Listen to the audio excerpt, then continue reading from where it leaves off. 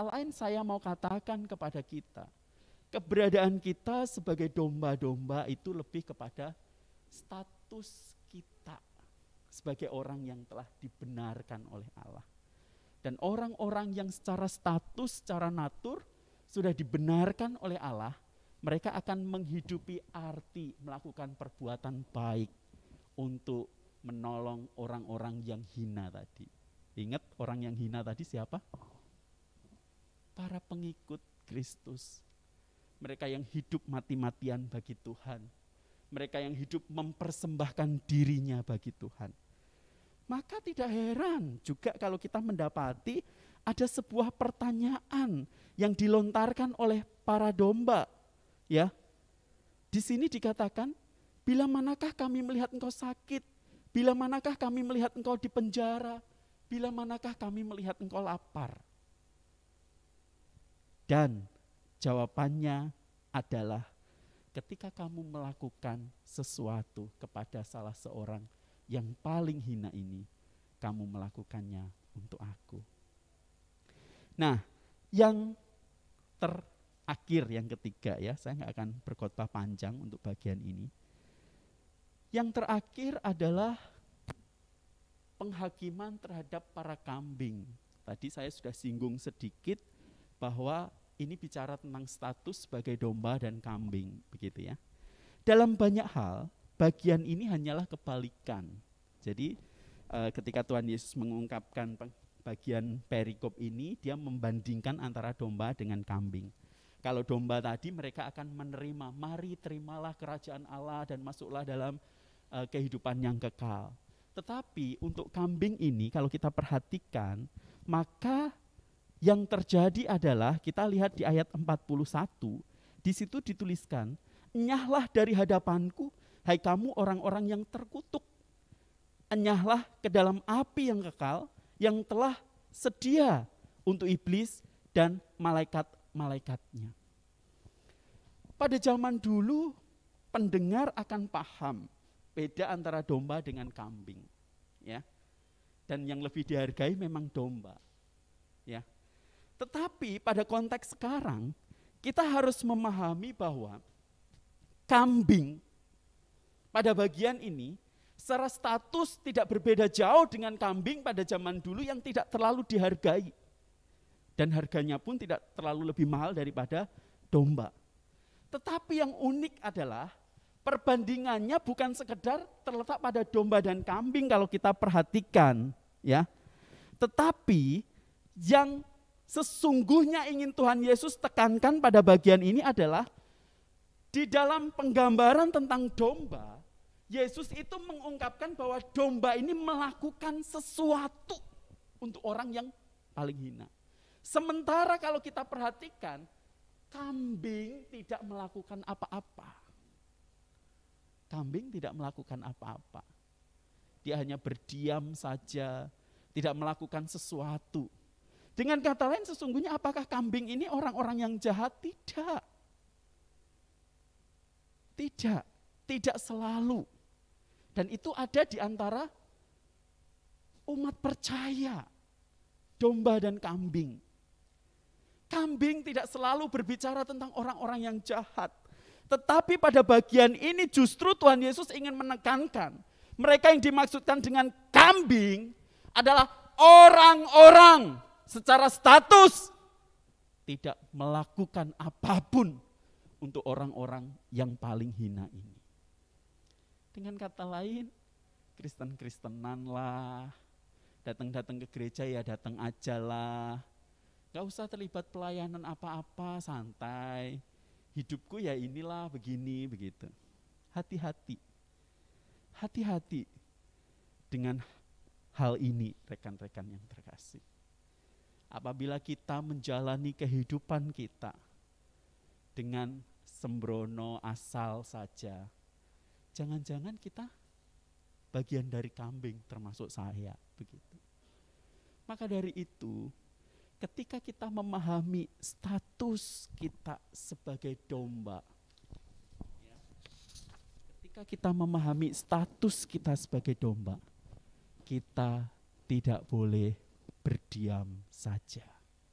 Dengan kata lain, orang-orang yang paham bahwa dirinya domba, mereka akan mati-matian memakai hidup mereka, habis-habisan mempersembahkan hidup mereka, dan tahu prioritas hidup mereka adalah untuk melayani Tuhan, melayani Raja yang akan datang kembali. Caranya bagaimana?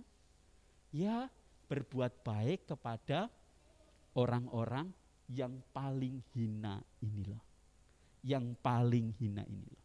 Orang-orang yang tahu bahwa dirinya adalah murid Kristus, orang-orang yang tahu bahwa dirinya akan melakukan hal apapun untuk kemuliaan Tuhan, dan orang-orang yang tahu bahwa dirinya tidak mencari kepentingan diri mereka sendiri.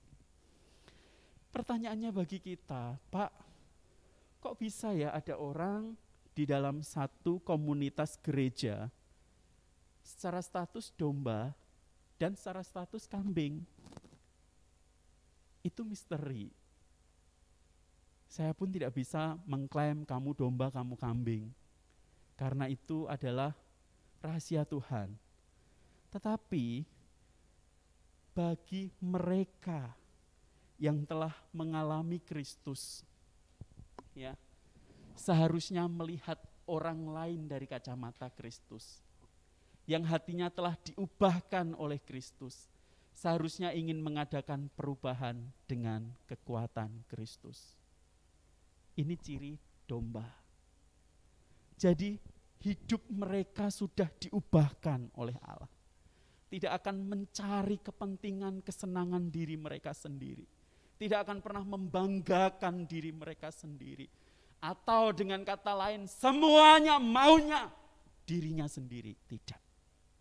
Tetapi justru orang-orang yang masuk kategori sebagai domba, mereka akan benar-benar menghidupi apa arti kehendak Tuhan di dalam hidup mereka. Mereka akan tahu benar menjalani hidup seutuhnya bagi Tuhan, bukan bagi diri mereka atau bagi orang lain. Dan ini sangat bisa dibedakan, Bapak Ibu Saudara sekalian. Orang-orang yang masih memprioritaskan kehidupannya sendiri, orang-orang yang masih mau mencari kesenangan dirinya sendiri, dibandingkan mencari kesenangan Tuhan dan mempersembahkan hidup bagi Tuhan. Beberapa hari terakhir saya suka posting ini, Bapak Ibu. Semua kita masih punya banyak waktu, dan kita tidak tahu kapan Tuhan akan datang, begitu. Ya, Tuhan sesungguhnya ingin mengajak kita untuk kita berbagian di dalam hal apapun yang Tuhan kehendaki supaya kita melakukan kebaikan bagi orang-orang yang paling hina itu tadi. Tetapi bukankah seringkali kita masih mengexcuse diri kita, oh belum waktunya. Aku masih suka dengan kesenangan diriku. Aku masih suka dengan hal-hal yang menyenangkan diriku. Ingat, suatu hari nanti waktu itu selesai dan Tuhan datang. Jangan menyesal di kemudian hari. Kalau menyesal di awal namanya pendaftaran. Bapak Ibu Saudara yang terkasih, terakhir saya akan tutup dengan sebuah cerita yang pernah saya ceritakan tentang seorang pemuda yang memiliki penyakit kanker. Ketika dikunjungi oleh hamba Tuhannya, dia menangis dan kemudian, Pak Pendeta, tolong doakan saya. Kalau saya sembuh, saya akan memakai hidup saya untuk melayani Tuhan dan memberi yang terbaik bagi Tuhan. Singkat cerita, pendeta itu membawa bunga yang layu. Dari datang sampai mau pulang, dia bawa bunga itu. Tetapi pemuda yang punya penyakit kanker ini bingung dan mau bertanya juga malu. Sampai akhirnya setelah didoakan, pendeta itu pamitan mau pulang. Buka pintu, krek. Terus kemudian pemuda itu memberanikan diri bertanya, Pak Pendeta, saya mau bertanya satu hal, katanya. Akhirnya dia tutup pintu kembali dan datang ke pemuda itu. Apa yang hendak kamu tanyakan? Kenapa Pak Pendeta dari tadi membawa bunga yang layu itu? Apa maksudnya? Kemudian Pak Pendeta sambil menangis dia bercerita. Dulu, waktu kamu masih remaja, dia bilang, gereja ini membutuhkan seorang pembina remaja. Saya dengan semu berdoa, siapa kira-kira yang layak dan pantas untuk menjadi ketua remaja? Hati kami tertuju kepada kamu. Saya sampaikan ke kamu, tetapi kamu waktu itu berkata, saya masih sibuk, saya belum bisa. Kamu beranjak menjadi seorang pemuda. Saya dan semu terus mendoakan. Dan waktu itu kami juga membutuhkan seorang pembina pemuda. Sekali lagi Tuhan mengingatkan kami kepada kamu dan kami bertanya kepada kamu, maukah engkau menjadi pengurus pemuda? Tetapi kamu pun berkata, maaf, saya tidak bisa. Hari ini bunga itu sudah menjadi layu. Sudah tidak bisa dipakai lagi. Sekarang bunga itu minta kalau sembuh mau melayani Tuhan. Sudah terlambat. Sudah terlambat. Bukankah kehidupan kita tidak ada beda jauh dengan pemuda yang ini? Seringkali kita membuang waktu kita untuk hal-hal yang bukan melayani Tuhan. Seringkali kita memakai waktu kita untuk kesenangan diri kita sendiri, bukan untuk kesenangan Tuhan. Bukankah kita tidak ada bedanya dengan para kambing itu tadi yang tidak melakukan apapun? Kalau kita secara status adalah domba, mari saya mengajak kita hari ini untuk membuka hati kita dengan sungguh-sungguh. Apapun yang Tuhan mau untuk kita kerjakan. Apapun yang Tuhan mau untuk kita lakukan bagi orang-orang yang paling hina ini. Lakukanlah itu. Dengan sepenuh hati kita, sekuat tenaga kita. Bukan hitung-hitungan.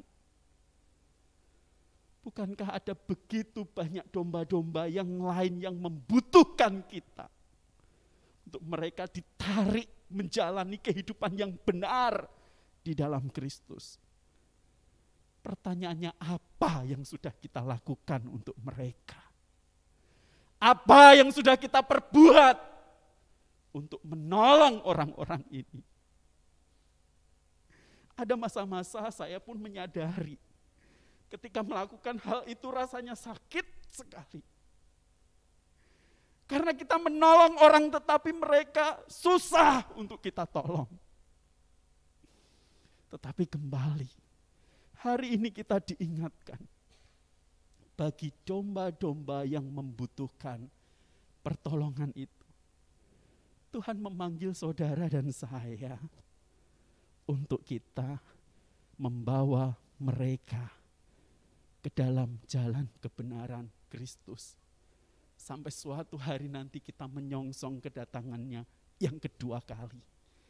Kita akan mendengar dia berkata, sabaslah ya hambaku yang baik dan setia. Masuklah dan turutlah dalam kebahagiaan Tuhan. Itu adalah masa yang sungguh indah.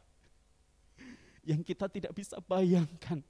Dan semua kesedihan, penderitaan kita, apapun yang terjadi, yang pernah kita alami, tidak akan sebanding dengan itu semua. Mari kita berdoa.